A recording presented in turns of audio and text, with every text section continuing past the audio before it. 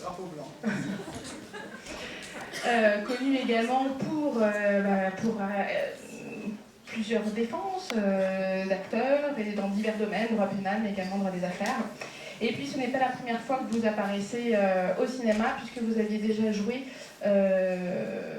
c'était un avocat dans une série sur Canal+. Vous, mon cher Stéphane, c'est votre second long métrage. Vous avez déjà reçu des prix en tant que producteur pour un court ou un moyen, Terre battue. Vous avez été primé à Berlin. Ouais, c'était à 11 enfants, mais c'est un moyen métrage que j'avais réalisé. mais je vous remercie. Vous suivez, tout à fait. Et vous, Anaïs, alors j'ai imprimé votre fiche Wikipédia tout à l'heure, mais elle est très très longue. Alors je citerai vos derniers films. Vous avez joué, donné la réplique à Fabrice Lucchini dans Alice et le maire. Vous êtes dans le dernier film de Guédiguian, dont j'ai oublié le nom, Gloria Mundi. Voilà. Et ce soir, vous êtes l'avocat général dans ce film. Et vous avez été nominé à de nombreuses reprises au César, notamment. Voilà. Et toi, Mélissa Gers, c'est comme ça qu'on dit, c'est ton premier film, c'est la première fois que tu joues. Bienvenue.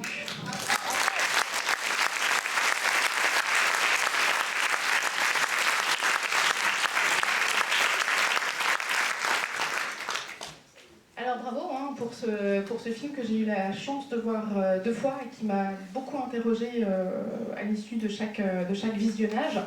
Alors j'ai ouï dire que ce film, vous avez été soufflé par votre producteur et qui était potentiellement qui était issu d'un fait divers argentin. Est-ce que vous pouvez nous en dire plus ? Oui, à l'origine, effectivement, mon producteur m'a parlé d'un fait divers argentin qui a raconté cette histoire-là. C'est un fait divers sur lequel j'ai jamais enquêté. C'est un fait divers qui a aussi fait l'objet d'un autre film, qui est un film argentin qui s'appelle Acusada, qui est sorti il y a quelques mois. Voilà, j'ai pas vu le film argentin parce qu'il n'était pas encore fait à l'époque, mais j'ai eu accès au scénario pour m'assurer qu'on n'avait pas la même approche. Moi, ce qui m'intéressait, c'est de parler de la famille. J'avais l'impression que cette affaire, le fait que ce soit un procès, c'était un excellent moyen de montrer la famille en crise et donc de poser certaines questions. Est-ce que oui ou non on connaît ses enfants, jusqu'où on les connaît? Et voilà. Je me disais qu'à la faveur du procès, on allait pouvoir poser à nouveau toutes ces questions. Mais voilà. Donc j'ai constitué le casting en mélangeant des acteurs connus et aussi certains acteurs novices. Mélissa, il me fallait une actrice de 18 ans pour porter le film.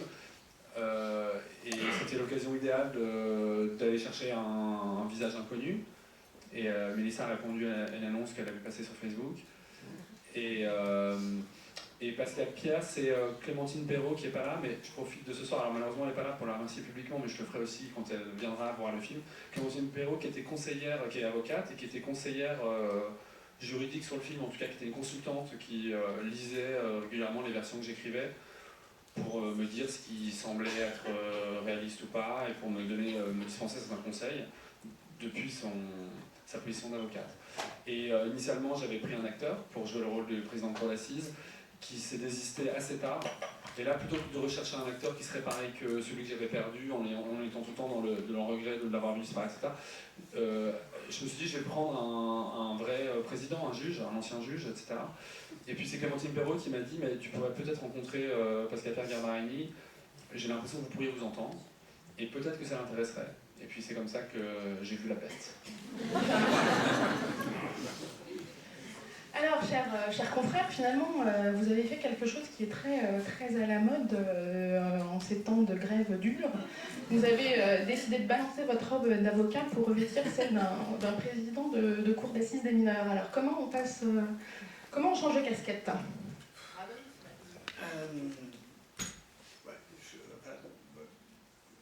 Comment répondre à cette question?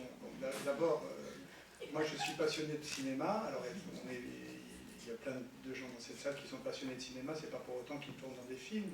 C'est qu'en fait, je me suis pris au jeu, c'est que j'ai reçu un appel un jour me disant est-ce que ça vous dirait de faire un essai pour le film? Bon, je dis suis assez téméraire, donc du coup j'ai dit oui, pourquoi pas. Et je suis allé donc faire cet essai. Non, ça va plus loin. Tu m'as dit, j'accepte à condition de faire des essais. Ah bon, Ouais. je me souviens plus. Voilà. Très bien. Donc j'ai fait un essai. Alors c'est très drôle parce qu'en fait on y va assez... moi j'y suis allé quand même sans aucune prétention. Mais et il me dit, bon, donc je fais des essais, et il me dit, bon, on te rappellera dans 2 jours à 11h. Alors tu pars, et puis tu oublies en fait. Et puis 2 jours après, tu regardes, il est 11h, il m'a pas appelé. Parce qu'en fait, tu veux pas tourner, en fait, voilà, et puis quand même, tu t'es quand même prêté au jeu, bon, quand même, il pourrait quand même passer un coup de téléphone. Parce que quand même, j'ai quand même été pas mauvais, tu vois. Voilà, donc il a fini par m'appeler, il m'a proposé, j'ai accepté, voilà, et ça a été une expérience très riche, très passionnante, mais également très difficile, parce que c'est un vrai métier, avec des acteurs qui connaissent leurs textes par cœur, qui le jouent, qui sont des machines, en fait, incroyables, des machines humaines qui sont complètement imprégnés dans leur rôle, et vous arrivez... alors en plus, moi j'ai eu un peu de chance, puisque je suis dans un univers que je connais, donc je n'avais pas l'appréhension du décor, de la manière dont les personnes bougeaient justement dans le décor et s'exprimaient par rapport au texte. Bon, mais en revanche, moi j'étais complètement perdu. Je vous raconte juste cette anecdote, après je laisse mon tour. C'est que du fait de la réforme, lorsque le président de cour d'assises prend la parole, il fait désormais le résumé des textes. Donc nous, ça nous intéresse en tant qu'avocat, puisque quand on est au pénal, on disait, bon, enfin, parce que quand on lisait les pages et les pages et les pages des arrêts de chambre de renvoi, de chambre d'instruction de l'ordonnance de renvoi, là, c'est un résumé. Sauf que là, le résumé, je devais l'apprendre par cœur. Donc j'avais, on va dire, c'est une 50aine de lignes. Donc je l'apprends par cœur et rendez-vous sur le tournage à 9h. Enfin, 9h, non pas à 9h, dans la salle d'assises. 9h, je m'installe. 9h30, personne ne parle. 10h, moi je regardais quand même le texte, je disais, bon, 10h, demain. 10h30, etc. Et à 11h, à toi. Mais moi, à 9h, je connaissais le texte. Mais à 11h, c'est quelque chose. Bon, donc, on n'est pas très à l'aise, et il a fallu reprendre. Et Stéphane, de manière, on va dire, très subtile, il ne m'a rien dit. Et puis, donc après, j'étais un peu chauffé. Et le tournage de la journée se terminait vers... 17h ou 18h. Et là, il me dit, non, Pascal, reste, on va la refaire, celle de ce matin. Voilà. Bravo, bravo. Alors, ce film, il est beaucoup sur le doute. Et on va entrer plus dans le contenu du film. Et en fait, il m'a inspiré, il m'a fait penser à un extrait de Souvenir de la cour d'assises de Gide, que je vais vous lire, parce que je pense que ça colle bien avec votre film. À présent, je sais par expérience que c'est une toute autre chose d'écouter rendre la justice ou d'aider à la rendre soi-même. Quand on est parmi le public, on peut y croire encore. Assis sur le banc des jurés, on se redigne cette parole du Christ, ne jugez point. À quel point la justice est humaine est une chose douteuse et précaire, c'est ce que, durant 12 jours, j'ai pu sentir jusqu'à l'angoisse. Et finalement, dans votre film, vous vous interrogez vraiment sur le doute, sur l'intime conviction, et jusqu'à la fin, jusqu'à la dernière image, jusqu'au moment où Mélissa, on lui ôte son bracelet et elle remet ce bracelet à sa cheville, eh bien, vous nous tenez en haleine. Mais je voulais vraiment proposer aux spectateurs de presque vivre l'expérience d'un juré qui assiste à un procès d'assises et un procès dans lequel il n'y aurait pas de preuves irréfutables. C'est une mise en abîme du juré dans voilà, d'ailleurs on ne voit jamais les jurés quasiment pendant le film, en tout cas il n'y a pas de plan sur eux, et c'était volontaire, c'était parce que c'est aussi pour laisser l'espace, les spectateurs sont de fait les jurés. Et moi j'avais constaté que quand on était dans des procès d'assises où il n'y avait pas de preuves irréfutables, le doute il est inévitable, il existe, il existe. Et je voulais rester fidèle à ça. Et le film de procès, c'est un genre en soi. Et souvent, dans les films de procès, il y a le cinéaste, il y a une espèce de savoir omniscient sur l'histoire, où il y a un temps d'avance sur le spectateur, etc. Moi, je voulais pas trahir ça. Je voulais vraiment que le film s'intéresse à cette question-là, du doute, de la confiance et de l'interprétation. Donc j'ai écrit, et c'est aussi un grand plaisir là pour le coup de scénariste et de cinéaste, c'est-à-dire j'ai écrit en veillant à ce que tout soit sujet à deux interprétations possibles, et de laisser les choses ouvertes. Et donc il y a la vérité juridique qui est énoncée par le film, enfin le film donne accès en tout cas à la vérité juridique, mais après il y a une vérité primaire que seule Mélissa connaît, enfin le personnage de Mélissa, et puis la vérité que chacun se forge en soi, qui est une espèce d'intime conviction qu'on a tous. Et c'est assez intéressant de voir que selon les salles, selon les jours, selon les gens qui sont là, l'expérience de chacun n'est pas la même, et donc parfois les gens la perçoivent comme coupable, d'autres parfois comme innocente. Voilà. Et Mélissa, vous, comment vous avez fait pour interpréter ce rôle? Parce que c'est votre... J'imagine c'est la découverte pour vous du monde judiciaire, mais également, vous êtes dans le silence, c'est quelque chose qui est très compliqué à incarner. Vous êtes très subtil dans votre interprétation. Comment vous avez apprivoisé ce rôle? Je sais pas vraiment, en fait, j'ai pas vraiment réfléchi. J'ai appréhendé ce rôle en me posant beaucoup de questions et en posant aussi beaucoup à Stéphane. Mais toujours, il me disait débrouille-toi en fait. Donc voilà, je me suis débrouillée. Et sinon, c'était un peu comme Pascal, j'étais aussi très perdue sur le tournage. Enfin, j'ai pris du temps à trouver mes repères, à trouver ma place. Est-ce que vous incarnez vraiment votre personnage, physiquement? Merci. Je sais pas, j'ai pas eu vraiment eu le temps de réfléchir là-dessus. Vous avez assisté à des audiences? Non? Pardon? Vous avez assisté à des audiences? Non, pas du tout. Non, c'était partagé. Stéphane m'avait demandé de garder un peu cette innocence. Je voulais pas qu'elle ait... je voulais que la première fois qu'elle aille dans une cour d'assises, ce soit à l'occasion du procès, puisque son personnage il n'est pas susceptible, il n'est pas censé être allé avant dans un tribunal, donc je lui ai dit de pas y aller. Quoi. Alors, après, par curiosité, entre le temps d'installation des caméras et tout, je suis rentrée dans les salles d'audience à côté. Mais voilà. Sinon, en amont, non. J'ai pas fait vraiment de travail de préparation. Mais voilà, pour moi, le travail était assez simple parce que c'est une actrice née, donc elle a été tout le temps juste en fait. Donc je lui disais rien parce que je voyais bien que ça fonctionnait. Si ça avait été la catastrophe, j'aurais probablement dit autre chose que débrouille-toi. Et elle avait vraiment, elle est à la fois intelligente et instinctive, ce que sont les grands acteurs, et elle avait ça. Donc elle avait très bien compris le rôle et puis elle l'avait en œil, il y avait quelque chose d'animal dans son approche du rôle. Après, comme elle est instinctive, elle m'avait très vite posé la question qu'elle avait besoin de poser pour pouvoir jouer le rôle, c'est-à-dire est-ce que oui ou non elle est coupable, ou est-ce qu'elle est innocente. Donc elle me l'a demandé, et moi je lui ai dit j'ai écrit l'histoire du point de vue de sa famille, du point de vue de ses proches, j'ai pas écrit l'histoire du point de vue de la jeune fille, donc moi je ne sais pas si elle est coupable ou innocente. Donc je lui ai dit c'est à toi de décider, et surtout tu ne me le dis jamais. Parce que et si tu me le dis, de toute façon je te croirai pas. Et là si vous lui demandez, elle vous dira qu'elle a tout dit dans le film, donc elle vous en dira pas plus. Tu dis au procès. Voilà. Bien sûr. Et pourquoi décider de la faire comparaître? Parce qu'il y a une polémique sur les box vitrées. Parce qu'elle comparait libre, sous contrôle judiciaire avec un bracelet électronique, et vous avez fait le choix du box vitré. J'ai pas fait le choix du box vitré. C'est comme ça à Nantes, ouais. En fait, on a hérité de la salle et on n'avait aucune marge de manœuvre. Et donc, elle avait un box vitré, et on m'a dit, à Nantes, bracelet électronique ou pas, l'accusé est dans le box vitré. Et moi, quand on a vu le box vitré, ça m'effrayait un peu. En fait, j'ai pas réalisé à quel point c'était une ressource merveilleuse pour la mise en scène, parce que ça permet de la voir et en même temps de voir les gens qui l'observent, ça permet de juste les reflets. Moi, je l'ai vu tout de suite. Enfin, je me suis tout de suite dit que ça allait être trop stylé. Mais heureusement, elle m'a dit que c'était voilà. De toute façon, on ne pouvait pas les enlever. Et bon, évidemment, on s'est quand même dit il va falloir s'en servir et ça peut être merveilleux. Mais c'était une sacrée contrainte.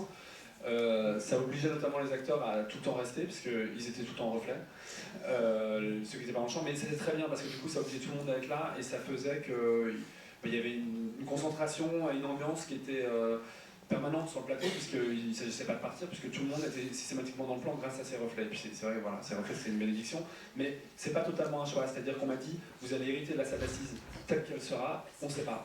S'il y aura un box vitré ou pas, il se trouve qu'il y avait un box vitré. Voilà, je vous fais face désormais.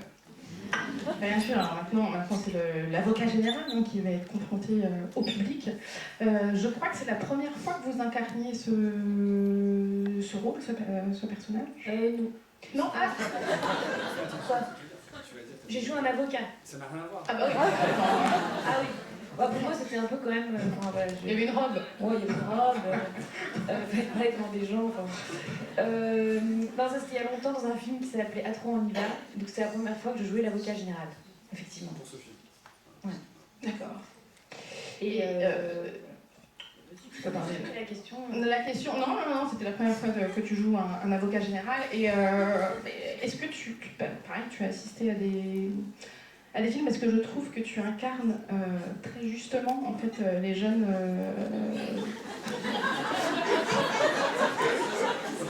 Les jeunes magistrats. Comment Non, en fait, non, j'ai été au tribunal de Bobigny avec Stéphane une fois, mais après en fait j'avais pas besoin moi d'y aller plus quoi. Il m'a proposé d'y retourner et puis j'ai dit non parce que j'avais envie de partir du texte et que souvent quand je tourne je m'appuie beaucoup sur le texte et au cinéma on est souvent je trouve assez frustré parce qu'il y a peu de textes longs. Et au théâtre, moi j'ai toujours le plaisir d'avoir des longues tirades et des longues répliques. Et au cinéma, on est beaucoup plus tributaire du découpage et puis après du montage. Et donc souvent, en fait, ça ressemble un peu à la vie. C'est des petites phrases par-ci par-là et c'est pas très. On n'a pas le temps d'éprouver la joie des mots. Et donc là, j'ai vu qu'il y avait de quoi faire et je me suis dit tiens, ça va être génial parce que je vais pouvoir essayer d'approcher la musicalité qu'il y a dans les tribunaux, qui est une musique un peu étrange, qui n'est pas vraiment celle de la vie et qui n'est pas non plus celle du théâtre, qui est un peu à la croisée de ces deux choses-là, et qui est vraiment, pour un acteur, vraiment très intéressante.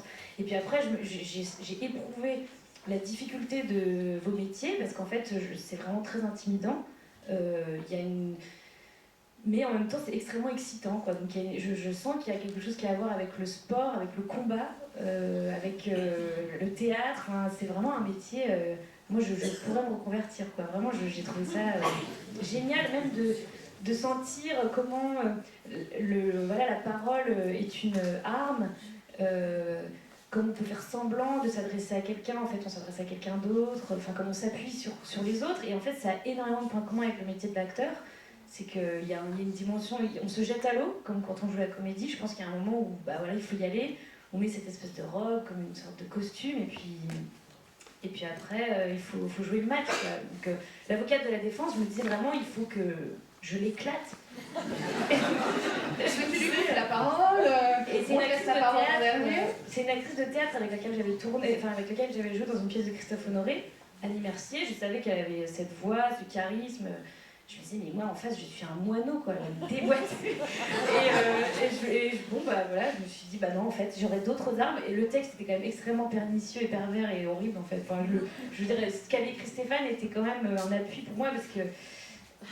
Ouais. Et j'avais du mal au début, je me disais, c'est difficile de jouer un personnage aussi peu sympathique. C'est vrai qu'il est un peu traditionnel dans sa vision des choses aussi. Parce que le film interroge aussi sur la question, sur les mœurs des ados aujourd'hui, et il y a une distance flagrante entre ta vision et celle de l'avocat de la défense. Comment vous avez appréhendé cette question de l'adolescence, de leur sexualité? On voit qu'il y a des pratiques qui te choquent, contrairement à l'avocat de la défense qui... Non, mais ça m'intéressait un peu de tordre le cou à des idées reçues, c'est-à-dire que là, c'est à la fois la plus jeune et c'est aussi une femme qui pourtant prend un soir un discours extrêmement moral, et c'est parce que sa fonction le veut, et c'est aussi parce que elle doit faire ses preuves, comme a dit Anaïs, en tant que jeune avocat général dans cette fonction-là, elle doit faire ses preuves, donc elle en fait trop, elle est presque plus royaliste que le roi, donc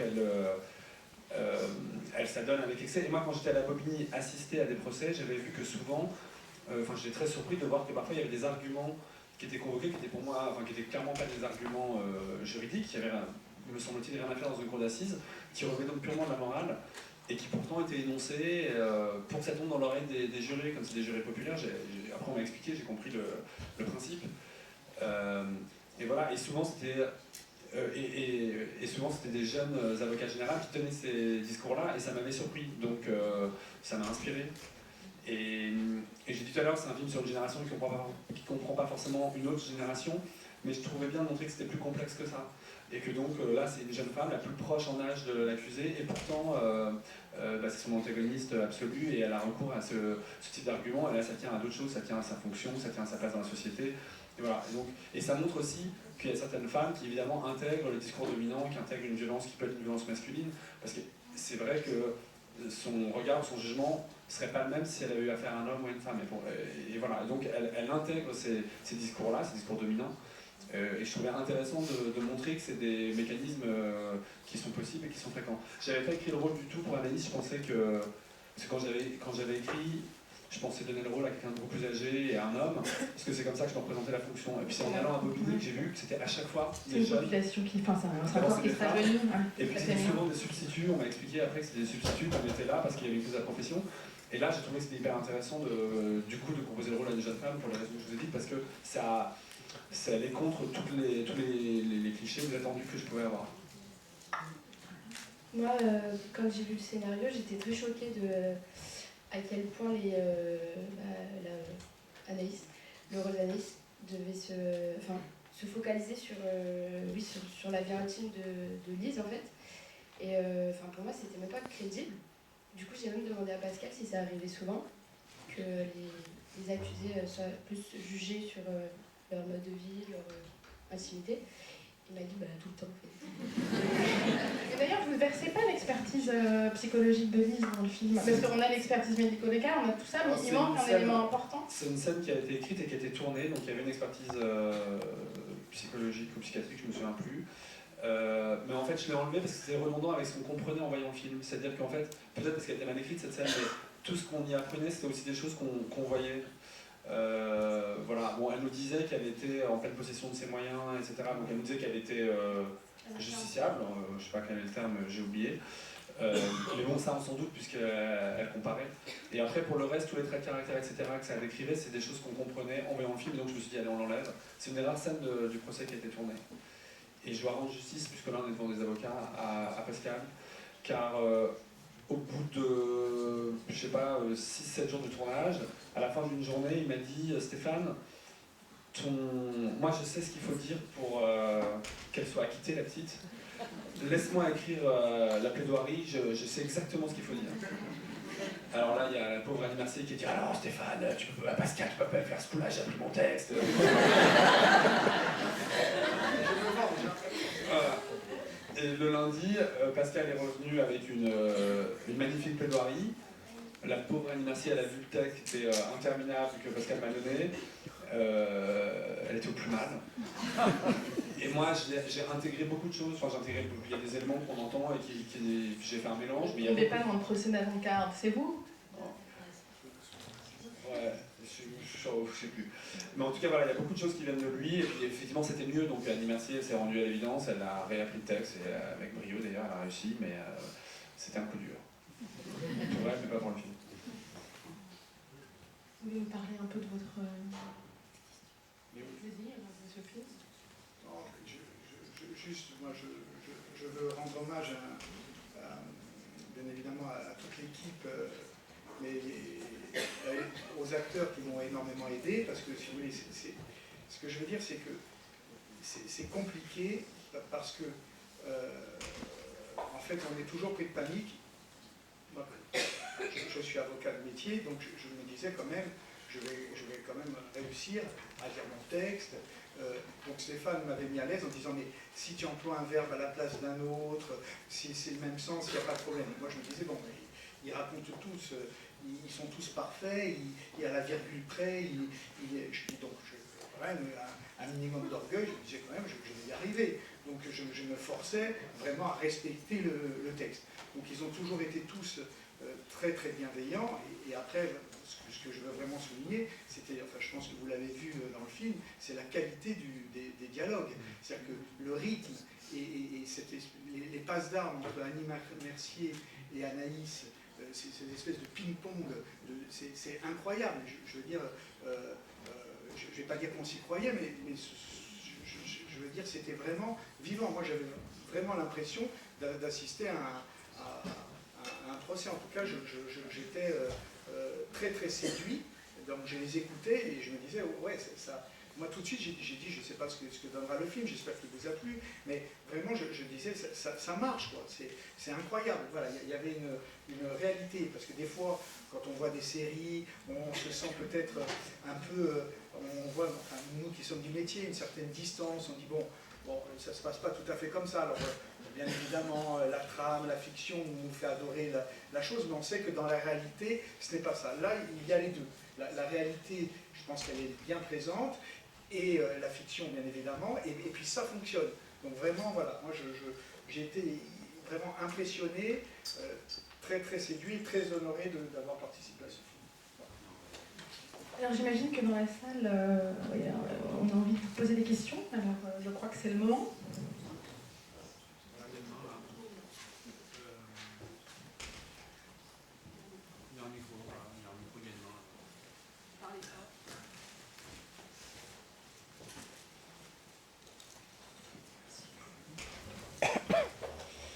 Oui, bravo, vraiment c'est un très très bon film. Moi, si je devais vraiment résumer en un mot, vraiment ce qui me frappe, c'est la justesse. En prolongement de ce que disait Maître, c'est vrai que c'est étonnant dans les films comme ça, qui sont relatifs à des procès, d'avoir à ce point-là cette justesse. Alors pour vous, mais aussi pour les parents, vraiment, c'était très très fort, et puis pour les avocats. Alors moi, je ne suis pas avocat, je suis magistrat, donc j'ai requis... j'ai eu le rôle d'analyste de Moustier dans la vraie vie. Et je me suis dit pendant le film, mais j'espère que je n'étais pas autant en tête à claque. Mais c'est vrai que voilà, c'est pas un exercice facile, et c'est vrai que voilà, le métier est très féminisé. Et puis on commence, on a 25 ans souvent, donc c'est pas évident. Mais voilà, vraiment bravo, et pour la justesse, pour l'équilibre. Et bravo aussi pour la toute dernière image qui est absolument glaçante, puisque bien évidemment, dans un premier temps, voilà, on a une première interprétation. On lève le bracelet, passe à autre chose, voilà, acquittement, puis après on se dit, ah bah, si elle aime autre chose, c'est peut-être que justement, elle, avec sa vérité intime, elle se reconnaît quand même comme coupable, donc c'est très troublant. Enfin, c'est mon interprétation, mais je trouve que c'est très... Enfin, mon ressenti, j'étais jusqu'à la dernière seconde, j'ai trouvé que c'était intelligent. Ministère public un jour, ministère public un jour. Merci beaucoup. Non, mais pour revenir sur la dernière image, moi je ne l'aperçois pas comme... je ne considère pas que cette dernière image donne une vérité. Il me semble c'est le point culminant plutôt du principe d'interprétation. Et surtout, c'est que je repropose encore d'interpréter à toutes les étapes, mais parfois il y a des gens qui sont convaincus qu'elle est innocente et qui utilisent cette scène comme la preuve de l'innocence de la fille, et parfois inversement, il y en a qui disent qu'elle est coupable, la preuve, la scène finale. Donc c'est bien que c'est une affaire d'interprétation, mais j'entends la vôtre. Mais en tout cas, Lise, elles se sent coupables d'avoir quitté la maison le matin du crime. Donc, elle peut se sentir coupable de ça. Il y a une autre question ici. Oui, alors oui, bravo, parce que c'est effectivement très crédible comme film, la justesse. Alors après, on a un magistrat qui est intervenu, peut-être par déformation, je disais qu'elle voyait des coupables partout, parce que moi, j'ai absolument pas pensé à ça à la fin du film. Mais j'avais une question. J'ai trouvé que la mère avait beaucoup de détachement, avec beaucoup de distance par rapport à sa fille. Et je voulais savoir pourquoi. Qu'est-ce que vous vouliez signifier? Qu'elle ne comprenait pas son enfant ou que... Non, alors, quand j'ai écrit le film, je me disais tout le temps, on ne peut pas se représenter, enfin c'est très difficile de se représenter ce que c'est que de traverser l'épreuve que traversent les protagonistes. Et donc j'ai essayé de... Et puis je voulais aussi montrer une famille moderne, et je me suis dit que la répartition des rôles n'était pas forcément celle à laquelle on s'attend. Et j'aime bien que chaque personnage ait ses raisons. Et je pense que quand le personnage de Chiara Mastroianni finit par venir témoigner au tribunal, il me semble qu'on comprend ses raisons. Elle les expose, et je pense qu'elle est sincère quand elle le fait. Donc je pense vraiment que c'est le seul moyen qu'elle a trouvé de faire face, d'avancer. Et voilà, donc moi j'avais envie de ne pas la condamner. C'est un film sur un procès, mais je ne voulais pas juger les personnages, donc j'avais envie de ne pas la condamner pour cette distance, même si je sais que cette distance elle déroute, et que je savais que pendant toute une partie du film, ça semblerait incompréhensible. Mais j'avais l'idée qu'à un moment, il y a comme une révélation, on comprend mieux ce personnage. Voilà. Oui, monsieur ? Oui, moi moi aussi j'ai trouvé le film vraiment très juste et tous les acteurs excellents, professionnels ou non professionnels. Mais justement sur le rôle de la mère, je trouve, enfin moi personnellement, que la scène de la mère est cruciale et que c'est un peu un point de retournement du film, un point de bascule, parce que c'est à ce moment-là qu'on commence à croire à son innocence. Je trouve que c'est la scène la plus bouleversante du film. Et j'avais juste une question pour Pascal Pierre Garbarini, parce que finalement c'est lui qui fait accoucher l'aveu de la mère, enfin c'est pas un aveu, mais qui explique pourquoi elle est absente au début du procès. Et est-ce que vraiment le président de la cour d'assises peut s'immiscer comme ça dans le procès, lui reprocher presque de ne pas avoir été présente au début du procès? La cour d'assises, c'est la magie de la cour d'assises. Un président de cour d'assises, s'il est habile... Je suis tout oui.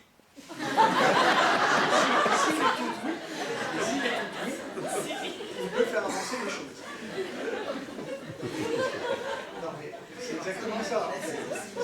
C'est que un président de cour d'assises, c'est un chef d'orchestre, bien évidemment, puisqu'il dirige et tout, mais si, encore une fois, il a l'intelligence de l'audience, eh bien, il va réussir à faire ce que peut-être aucun juge d'instruction, certainement pas des policiers dans le cadre de garde à vue, ont réussi à faire. C'est-à-dire que j'ai un exemple qui me vient, peu importe, d'un président de cour d'assises avec un accusé qui n'avait dit que je n'ai rien à déclarer, avait réussi à instaurer un dialogue à la cour d'assises avec quelqu'un qui ne voulait pas parler.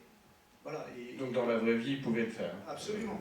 C'est important parce que finalement c'est elle qui est la meilleure avocate de sa fille, je trouve, dans le film. Mais là justement, c'est ce que je disais tout à l'heure, là on voit que les répliques et les dialogues sont quand même très ciselés et que vraiment ça marche, puisque elle est en colère mais pas trop, elle est tout en retenue et puis ensuite elle finit par balancer entre guillemets son ressenti quand elle explique ce qui se passe avec son mari et pourquoi il n'est pas venu. Donc voilà, ça c'est très fort et justement c'est l'imprimature de ce film, je trouve, cette justesse dans l'écriture. Voilà, ça peut se passer comme ça également. Merci. Moi je suis d'accord avec vous que la maman de Lise, c'est sa meilleure avocate, d'autant plus que quand elle apparaît, elle apporte une lumière sur le personnage de Lise, qui fait que la froideur de Lise ou ses silences ou quoi, ils peuvent être moins interprétés comme sa culpabilité, mais juste parce que c'est la fille de sa mère, quoi. Parce qu'elle aussi, elle apparaît comme une personne froide. Il est prévu de diffuser le film dans les écoles de formation, école de magistrature, école d'avocat? Non, c'est pas prévu, mais après, peut-être qu'il sera montré dans des cadres inattendus. Ah si, à l'ENM, c'est prévu que ce film... Je ne sais pas si c'est plusieurs fois, mais en tous les cas, une fois, c'est prévu qu'il soit projeté dans le cadre d'une association, l'association culturelle, je crois, des auditeurs de justice. Voilà. Est-ce qu'il y a encore une question ou est-ce qu'on va avoir... Ah là-haut, alors, vous allez parler très très fort. Vous êtes avocat, vous avez une voix. Ça. Je suis journaliste. Ah, c'est le copain de Pascal, là, c'est... Oui, enfin, je ne peux pas le dire non plus trop. Vous pouvez le dire très fort. Je voulais dire que le film était très, très intéressant sur beaucoup de points de vue. D'abord, ça m'a fait penser à un grand film de procès qui est La Vérité de Clouseau, où il y a cette fracture entre les bonnes mœurs et une jeunesse qui vit autrement. Ça, c'était déjà bien. Et l'autre chose, c'est le personnage, évidemment, de l'accusé. Parce que le grand public attend toujours des procès, des choses extrêmement stéréotypées, où l'accusé demande pardon, l'avocat général est impitoyable, etc. Donc là, l'avocat général, en effet, ressemble à ces jeunes magistrats qui sont très méchantes, en fait, beaucoup plus que les deux, et très moralistes. C'est extrêmement bien vu. L'avocate de la défense, elle est pleine d'humanité, tout ça, il n'y a rien à dire. Mais alors, le personnage de l'accusé est vraiment étonnant. Alors là, il m'a fait penser à au personnage de Meursault dans L'étranger, qui est totalement, qui voit passer. Et il y a une réplique à un moment, elle dit, sur le couteau, où elle dit, oui, bah, si on avait trouvé le couteau plus tôt, bah, je ne serais pas là à attendre que ça se passe. Et ça, c'est vraiment très troublant. Et tout le personnage de l'accusé est sur cette espèce de... Elle est étrangère à son procès. Et ça, c'est une idée d'elle ou c'est une idée du metteur en scène? Parce que j'ai l'impression que le metteur en scène s'est quand même laissé beaucoup dépasser par ses comédiens professionnels ou non. Non, pas du tout. Non, merci. Non, j'avais pas en tête Meursault, mais effectivement, je vois le pont. Non, moi, ça m'intéressait de... Le film, c'est le portrait d'une jeune femme de 17-18 ans, avec cette personnalité peut avoir de mystérieux pour moi et pour d'autres. Et je pense que c'est un âge qui est inaccessible, qu'à un moment dans l'adolescence, on a besoin aussi de se détacher, etc. Et une des manières d'être inaccessible, ça peut être le silence. Donc j'avais écrit avec ces silences, j'avais écrit volontairement un personnage qui refuse de se conformer à l'attitude que la société voudrait qu'elle ait. Et j'avais l'impression que ça, c'était assez emblématique d'une manière d'être de l'adolescence, où il y a encore une part de sauvagerie ou d'indépendance farouche. Et je m'étais dit, voilà, j'avais envie d'un personnage comme ça. Après, c'est une histoire de goût aussi. Je préférais un personnage mutique qu'un personnage hystérique. Et ça m'intéressait d'avoir un personnage silencieux. Il se trouve que Mélissa, au casting, c'était la seule, et elle s'est juste imposée, c'était la seule qui avait cette intensité et qui était capable d'imposer des silences. Là où tous, en permanence, avec des mots, on essaie de remplir le vide. Et elle aimait le silence et elle nous l'imposait. Mais non, ça c'était de l'écriture, et après il fallait qu'il y ait quelqu'un pour rendre ces silences dynamiques, pour que qu'elles soient pas opaques, mais qu'elles soient mystérieuses, pour que ces silences ils soient vivants, et pour ça il y a un art de l'écoute, qui est un art rare chez les acteurs, mais les grands acteurs ont ça, et Mélissa elle avait complètement ça. Mais ça demande beaucoup d'énergie aussi d'écouter, elle devait le faire, et elle a ça en elle, quoi. Il y a un côté Antoine Douanet. Ouais, peut-être. Et après, vous parlez de Clouseau, La Vérité. Et Mélissa, tu m'en avais parlé, parce que tu l'avais vu avant le tournage. Et c'est vrai que, tu peux peut-être en parler, mais il y avait des points communs sur les questions morales et le personnage.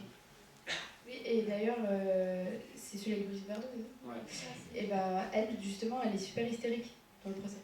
Donc à ce moment-là, j'avais pas eu le scénario. Ou si, je crois. Enfin, en tout cas, les réactions de Lise m'avaient paru très étonnantes. Et je m'attendais aussi à avoir des scènes où je criais, où je pleurais. En fait, non. Mais tu m'avais dit que tu étais allé voir un procès pendant le tournage. Oui. Ah oui. Oui, en fait, pendant le tournage, j'étais partie, comme je l'ai dit tout à l'heure, entre les scènes, j'allais dans les salles d'audience à côté. Et je suis tombée sur un accusé, en fait, qui était complètement insolent et... Enfin, comme Lise, quoi. Donc c'est pas il est pas si étonnant que ça, en fait. Le personnage de Lise et ses réactions. Il existe, quoi. Ouais. Voilà. Est-ce qu'il y a une dernière question? Oui. Oui. Ah oui, là-bas. Je suis avocat. Mon point de vue d'avocat, je vous remercie, Stéphane. Donc, je suis avocat, je vous remercie Stéphane Demoustier de ce film que je dirais revoir. Probablement que j'irai voir une deuxième fois, donc 3 fois au total, parce que je crois que c'est un grand film avec des grands personnages. C'est autant que nos parents là, ça devient. Comment? Ça devient autant que mes propres parents, enfin nos parents d'ailleurs. Voilà. Donc ça fait beaucoup, mais merci. On le dira à notre terme. Il y a beaucoup de choses, beaucoup de richesses, et c'est vrai qu'il faut le revoir. La mise en abîme, c'est quelque chose. J'ai pas senti, quand je le reverrai, que c'était peut-être du point de vue d'un juré. Mais bon, j'irai le revoir. Mais le personnage qui m'a frappé, c'est celui que incarne Anaïs Demoustier, c'est-à-dire l'avocate générale, jeune femme, et qui en arrive au point d'avoir en bouche administrer une fellation. Et moi, de mon point de vue de ce tropisme féminin que je n'ai pas, mais de mon point de vue d'avocat, d'homme, j'ai parfois l'impression que certaines jeunes femmes qui sont magistrates, que j'ai pu côtoyer sur les bancs de la faculté, quel est les devenir, on a une difficulté, c'est que trouve la dureté, et le box vitré, c'est ça aussi qui incarne beaucoup, ça a dû frapper beaucoup d'entre nous, hein, de le voir, c'est là maintenant, ils sont pris dans la gueule, mais nous on est de l'autre côté, on n'est pas de ce mauvais côté-là, c'est à l'intérieur du box, mais voilà, ces générations formées à l'École nationale de la magistrature à Bordeaux, qui se renouvellent, qui proposent et qui viennent pour administrer la justice. Moi, je trouve ça assez détestable, même certaine ambiance, même s'il y a des gens de très grande qualité, c'est certain, mais il y a un système judiciaire d'administration de la justice qui est terrible. Et ce film, ce qu'il y a de bien, c'est qu'il remet en avant que l'incertitude, c'est une réalité humaine et qu'il vaut mieux acquitter un coupable que condamner un innocent. Bah, merci pour l'intervention. Moi, je ne suis pas un... Puis voir comment ça se passe. Ce qui m'a impressionné, c'est le temps qu'on laissait à chacun, et j'ai trouvé ça très beau en fait. On donne le temps à chacun d'expliquer sa position, on laisse le temps aux accusés de parler, la parole peut se déployer, les silences aussi parfois du coup, ils sont d'autant plus forts qu'ils interviennent en rupture avec d'autres moments qui sont beaucoup plus verbalisés.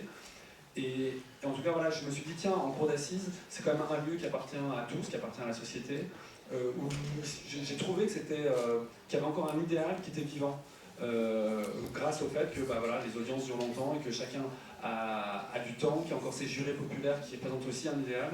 Et voilà, je trouvais que tout ça était à la fois très cinématographique et puis raconter quelque chose de notre société. Allez, madame. Il y a juste un point qui... Non, d'abord, c'était super. Vraiment, on est pris par les personnages et la fin de l'histoire. Et alors voilà, il y a un suspense, mais également psychologique et vraiment bravo. Et effectivement aux acteurs également. Et juste un point qui m'a un peu gêné, bon, c'est peut-être un peu technique et peut-être parce que voilà, on est avocat. J'ai trouvé que la parole de la partie civile était très réduite, et notamment il n'y a même pas la plaidoirie de l'avocat de la partie civile. Ça m'a un petit peu gêné sur le plan technique parce que même beaucoup, je vous avoue, parce que c'est comme si et je comprends le propos, hein, c'est-à-dire non, mais c'est dû à plusieurs choses. C'est dû déjà au fait que pour la construction du film, ça m'arrangeait d'avoir qu'un antagoniste qui incarnait Amélis. Et voilà. Après, c'est quand même dû aussi au fait que moi, souvent dans les audiences, j'étais étonné de voir que les parties civiles disparaissaient des débats. Et que c'était systématiquement. Enfin, moi, j'étais vraiment. J'avais un regard extérieur quand je suis arrivé et je connaissais pas du tout. Et j'ignorais, en tant que novice, que l'avocat général était vraiment porté à ce point à l'accusation, était le seul à porter à ce point à l'accusation, et qu'il était si présent. Du coup, je me suis dit, bon, je vais raconter ça, et puis donc j'ai fait le choix. Un film, c'est faire un choix. Tout à l'heure, on a dit, il n'y a pas l'expertise, il manque d'autres choses, inévitable, ça dure 4 jours, et moi j'ai gardé 1h30, donc l'avocat des parties civiles a disparu, il était moins bon acteur aussi. Alors. Non, c'est pas vrai en plus. La cour d'assises, on juge un accusé, on ne juge pas une partie civile. La cour d'assises, c'est le procès d'un accusé. C'est-à-dire que la balance, là, elle n'est pas égalitaire. La partie civile, elle est partie civile. La mère de la victime, elle n'est pas acharnée non plus. Pardon ? La mère de la victime, on ne la sent pas acharnée aussi. Non, c'est parti pris. Mais bon, l'avocat, il traduit ça. Oui, c'est vrai. On n'est pas dans l'hystérie de la partie civile.